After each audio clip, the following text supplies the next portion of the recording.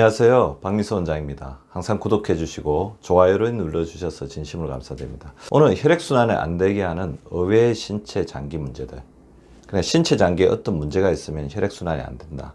제가 요즘에 혈액순환이 안 되는 환자분들이 굉장히 많이 보면서 혈액순환 문제가 혈액 내에 있다기보다는 신체 장기에 있는 것을 발견하고 그 부분을 개선했을 때 좋아지는 것을 많이 발견하였습니다. 신체 장기는 굉장히 다양한 목적으로 많은 혈액이 지나갑니다. 심장은 우리 몸을 순환시키기 위해서 지나가지만 폐는 산소를 받고 간에서는 해독을 시키고 에너지를 저장하고 콩팥 같은 경우 노폐물을 걸러내고 전해질 밸런스를 맞추고, 그러니까 신체 장기는 반드시 혈액이 지나가게 돼 있다는 거죠. 그렇기 때문에 이 신체 장기들에서 이 많은 혈액이 어떠한 목적으로 지나가는데 그 목적을 충분히 발휘하지 못하면 그 혈액에 오염도나 염증도가 올라가게 됩니다. 그리고 신체 장기 역시 굉장히 많은 혈액이 필요로 합니다. 심장 많이 필요하죠, 당연히. 뇌도 굉장히 많이 필요합니다.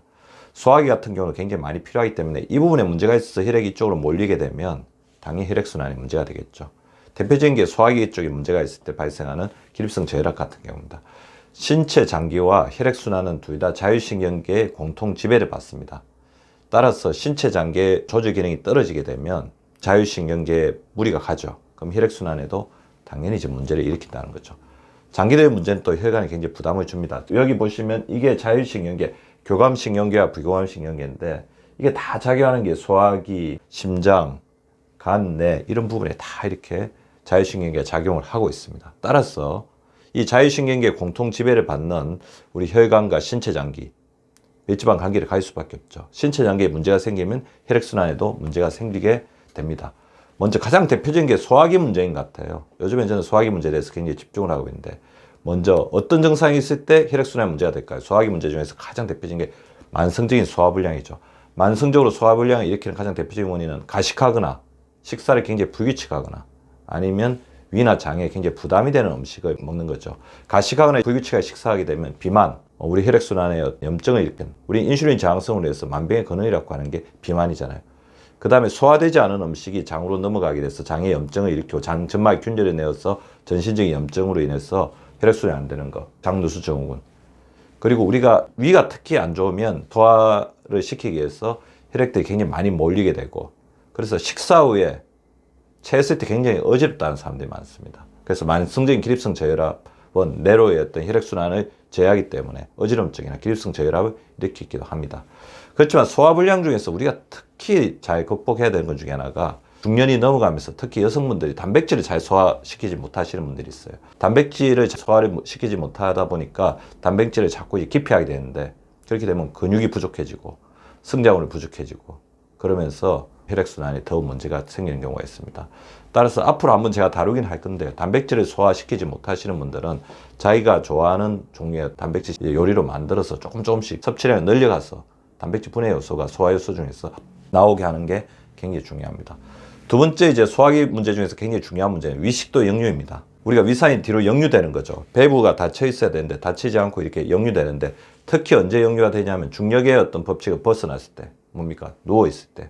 그러다 보니까 위식도 역류가 있으신 분들의 수면의 질이 굉장히 떨어지는 것을 볼 수 있습니다. 수면의 질이 떨어지다 보니까 우리 몸이 노폐물을 잘 걸러내지 못하고 청소가 안 되고, 그러다 보니까 체내 노폐물의 축적으로 인해서 혈액순환이 안 되는 분들이 있고, 그 다음에 위산이 역류되다 보면 알레르기성 기침으로 인해서 호흡기 면역 자체가 또 악화되는 경우가 있어요. 호흡기 면역이 악화되면 호흡기 역시도 많은 혈액과의 연관성 가지고 있고, 호흡기 점막이 무너졌을 때 특히 이제 미세먼지나 각종 세균 바이러스 같은 게 점막에 있는 혈관에 타고 우리 몸으로 퍼지기 때문에 혈액순환에 문제를 일으킬 수가 있습니다. 그리고 아까 말씀드렸던 대표적인 장누수 증후군이죠. 장누수 증후군은 장내 세균숲의 파괴, 장내 세균숲 파괴의 원인이자 결과입니다. 장누수 증후군이 있으면 장내 세균숲이 파괴됩니다. 또 장내 세균숲이 파괴되면 장누수 증후군이 생기죠. 왜냐하면 장내 세균숲이 장점막을 지켜주는 가장 강력한 파트너이기 때문입니다. 그래서 이 장누수 증후군으로 인해서 장점막 균열이 생기면 이쪽으로 새어나가야 되어서는 안 되는 여러 가지 음식물 찌꺼기, 독소, 대변에서 나오는 각종 노폐물 같은 것들이 혈관을 타고 퍼지면서 우리 몸에 염증을 일으키게 되고, 또 장누수 증후군으로 인해서 장점막의 기능이 떨어지게 되면 영양소를 잘 흡수하지 못할 때 영양소의 결핍으로 인해서 전신혈관 염증이 더 심해지게 됩니다.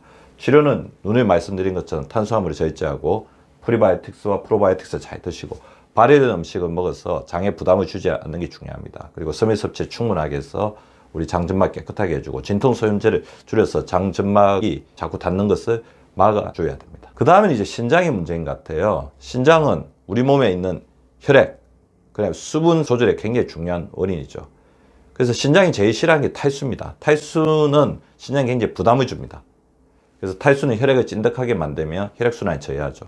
그리고 신장 기능이 떨어지게 되면 신장을 통해서 혈액이 이동하기 때문에 혈압이 오를 수밖에 없습니다. 레닌, 안지오텐신 시스템에 어떤 문제가 생기면서 혈압이 오르게 됩니다.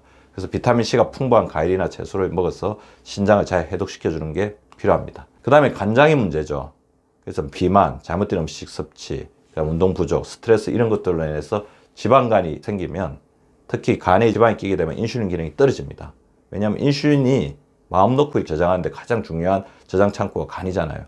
지방간이 되면 이제 더 이상 탄수화물을 지방으로 바꾸어서 흡수할 수가 없게 됩니다. 그리고 지방간으로 인해서 혈액 중에 중성지방이 증가하게 되면 안 그래도 찐득찐득한 혈액이 더욱더 찐득찐득해지겠죠. 그래서 우리가 지방간 같은 경우에는 초음파 검사, 혈액 검사에서 OTPT, 그 다음에 내장 지방의 바로미터라고 해서 허리 둘레를 통해서 체크할 수 있고, 간장을 좋게 하는데 가장 중요한 것은 간장에 부담을 주고 있는 것들을 안 드시는 겁니다. 약이나 영양제, 너무 가식하는 것들, 그런 것들 피해 주는 거죠. 그리고 간 염증이 좀 심하다고 했을 때 밀크 시슬 같은 영양제들이 도움을 줄 수 있습니다. 먹는 것, 간에 부담을 줄 수 있는 음식이나 약물을 줄이되 밀크 시슬을 제한적으로 사용하는 것들이 바람직하겠죠. 그 다음에는 호흡기의 문제죠. 호흡기 점막의 건조가 저는 가장 큰 문제라고 생각하는데요. 현대인의 삶의 환경, 특히 항공오염은 호흡기 쪽에 계속해서 손상을 주고 있습니다. 입으로 호흡하는 것도 굉장히 데미지를 주죠. 우리 호흡기 점막이 굉장히 말라집니다. 입호흡, 대기오염, 미세먼지, 수분 부족 등의 문제가 기관지의 가민성, 기관지의 건조성을 초래하고 이것이 다시 혈액 쪽에 염증을 가중시키는 거죠.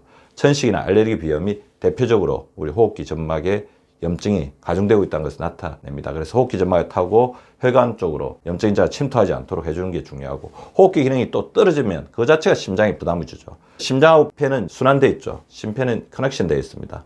그래서 폐 부종이 차거나 폐 염증이 있으면 심장 쪽에서 폐 쪽으로 순환을 못 시키기 때문에 심장에 부담이 가해지고 혈액순환에 문제가 생기는 겁니다.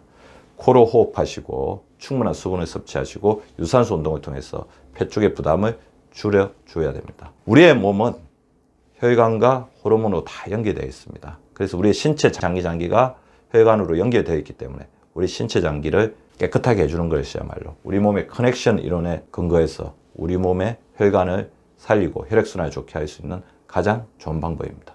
구독과 좋아요는 박미수 박사 TV를 지속시키는 생명력입니다. 많이 구독해 주시고 좋아요를 눌러 주시기 바랍니다. 항상 감사드립니다.